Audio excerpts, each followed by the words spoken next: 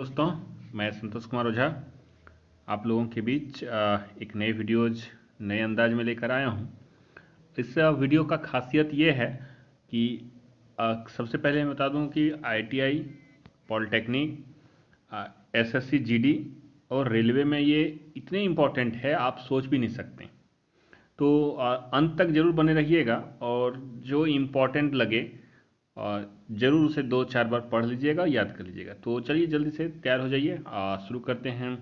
Question number 1, विद्युत धारा का एसआई मात्रक क्या है? एम्पियर है। आंसर एम्पियर है। चूँकि हर कुछ चीज़ों का एक एसआई यूनिट है। एसआई यूनिट हर चीज़ों का होता है, तो उन्हीं को याद रखना है। और आगे बढ़ते हैं। पदार्थ का परिमाण का मात्रक क्या है? ये भी इम्पॉर्टेंट है। मॉल है, कई बार 2-3 बार क्वेश्चन रिपीट कर चुका है हर जीडी में, एसएससी में और रेलवे के खास क्वेश्चंस में। नंबर तीसरा जो है वो एक पारसेक कितने प्रकाश वर्ष के बराबर होते हैं? तो दोस्तों ये जो प्रकाश वर्ष है वो दूरी का जो नापने का एक सबसे बड़ा स्केल है और पूछ रहा है कि एक पारसेक कितने प्रकाश वर्ष के बराबर होते हैं। तो आंसर है 3.26 प्रकाश वर्ष के बराबर। आगे बढ़ते हैं। प्रतिरोधकता का एसआई मात्रक क्या है? आंसर है ओम मीटर। विद्युत विभव का एसआई मात्रक क्या है? वोल्ट है। छठा नंबर क्वेश्चन है, एक अश्व शक्ति जिसको हॉर्स पावर कहते हैं कितने वाट के बराबर होते हैं? तो 746 वाट के बराबर। सातवां नंबर है, विद्युत हीटर किस प्रकार का ऊर्जा का रूपांतरण करता है? तो दोस्तों विद्युत ऊर्जा जो है ऊष्मा ऊर्जा में बदलता है, जिसमें हम लोग खाना वाना बनाते हैं। इसी प्रकार कई बार प्रश्न पूछता है कि बल्ब जो है, विद्युत बल्ब किस प्रकार का ऊर्जा का रूपांतरण करता है? तो कमेंट बॉक्स में जरूर बताएं इस बात को कि विद्युत बल्ब किस प्रकार का ऊर्जा का रूपांतरण करता है। आठवां नंबर क्वेश्चन है, गति का नियम किसने दिया था? दोस्तों गति का नियम जो है 3 दिए थे। उनका महान वैज्ञानिक थे न्यूटन ने। इनका 3 नियम है और तीनों ही अपने आप में फेमस है। 10-12 में हम लोगों को पढ़ने को मिलता है। और पहला ये क्वेश्चन पूछा है कि 9वां नंबर में न्यूटन के प्रथम नियम को किस और नाम से जाना जाता है? साइंस वाले स्टूडेंट्स बहुत सारे अच्छे से जवाब दे देंगे। बाकी जो आर्ट्स बैकग्राउंड में है उनको थोड़ा सा ध्यान रखना है कि न्यूटन के प्रथम नियम को जड़त्व का नियम कहा जाता है। एक न्यूटन कितने डाइन के बराबर होते हैं? तो ये दोस्तों 10⁵ डाइन के बराबर होते हैं। 11 नंबर क्वेश्चन है, केपलर का नियम किसके लिए बना था? केपलर जो है ग्रह गति का नियम के लिए बना था कि किस ध्रुव में किस तरह से किस अक्ष पर अपने ग्रह को गति करता है और उनका जो रास्ता है वो बताता है कि कैसे है। नहीं। 12वां नंबर क्वेश्चन है, उत्प्लावन बल क्या है? उत्प्लावन बल दोस्तों किसी तरल में डूबे हुए पिंड पर जो ऊपर की ओर एक परिणामी बल लगता है उसे उस पिंड का उत्प्लावन बल कहते हैं।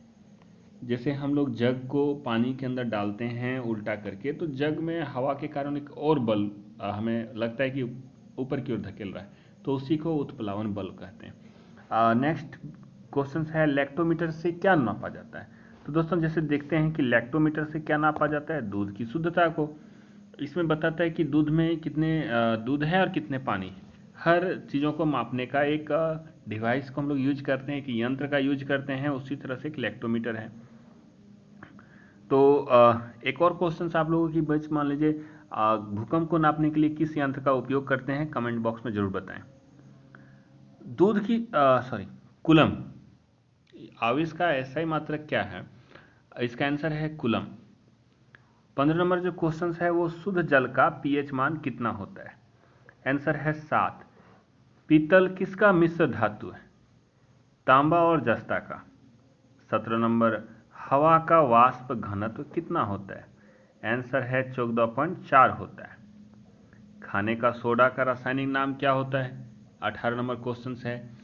तो इसका सोडियम बाइकार्बोनेट होता है जिसका रासायनिक सूत्र है NaHCO3। क्वेश्चन नंबर 19 पूछता है गोबर गैस से कौन सा गैस उत्पन्न होता है? आंसर है मीथेन गैस। आगे बढ़ते हैं 20वां नंबर क्वेश्चन पर, एक कैलोरी कितने जूल के बराबर होता है?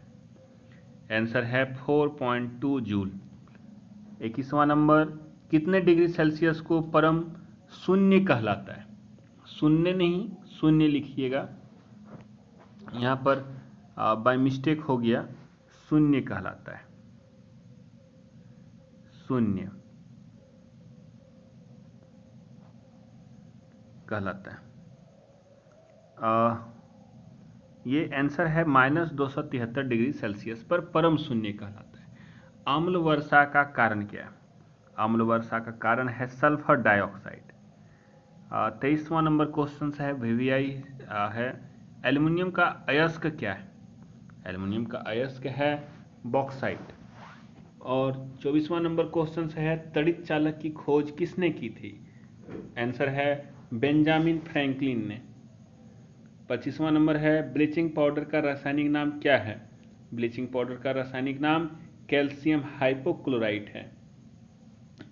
दोस्तों 26वां नंबर क्वेश्चन है कि फ्यूज तार किसका मिश्र धातु होता है? आंसर है तांबा, सीसा तथा टीन।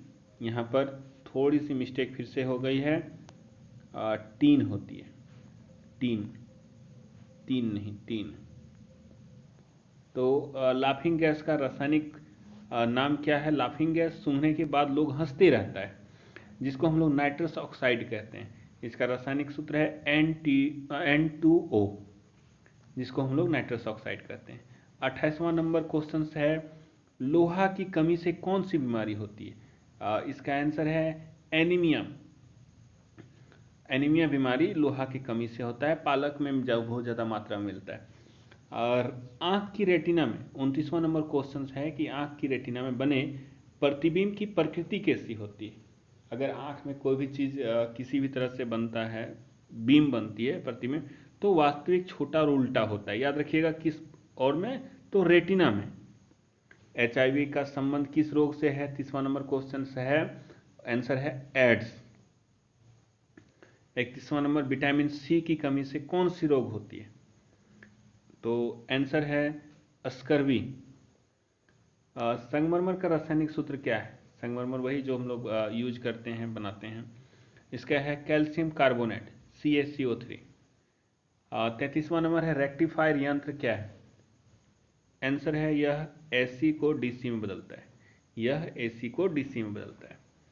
34 नंबर, अस्थि मज्जा में क्या निर्माण होती है? लाल रुधिर कणिका। लाल रुधिर कणिका को इंग्लिश में RBC भी कहते हैं, और व्हाइट ब्लड सेल को क्या कहते हैं? WBC। रेड ब्लड सेल अस्थि मज्जा में बनता है। तो जैसा कि सामान्य आँख में स्पष्ट दर्शन के लिए न्यूनतम दूरी कितनी होती है? 25 सेंटीमीटर। आंसर है 25 सेंटीमीटर। भारी जल का यांत्रिक सूत्र क्या है? D2O। आंसर है D2O। घेंघा रोग किसकी कमी के कारण होती है? आंसर है आयोडीन की कमी से। 38वां नंबर क्वेश्चन है, अम्लीय वर्षा किसका मिश्रण होता है? आंसर है गंधक और सोरे का अम्ल का मिश्रण होता है। 40वां नंबर है, वो प्रकाश की तरंगें किस प्रकार की होती है? प्रकाश की तरंगें का नेचर किस प्रकार की होती है? तो वो हमेशा अनुप्रस्थ तरंग होती है। 40वां नंबर, रतौंधी किस विटामिन की कमी से होता है? आंसर है विटामिन A। तो दोस्तों कैसा लगा मेरा वीडियो आज का? मेरे अगर कोई सब्सक्राइब नहीं किए हैं, लाइक नहीं किए हैं, तो उनसे रिक्वेस्ट है कि वो सब्सक्राइब और आने वाले वीडियोज़ के लिए लाइक ज़रूर करते रहें। इसके लिए बहुत बहुत धन्यवाद। उम्मीद करते हैं आने वाले आप लोगों की परीक्षाओं में आप लोगों की सफलता सुनिश्चित हो। धन्यवाद।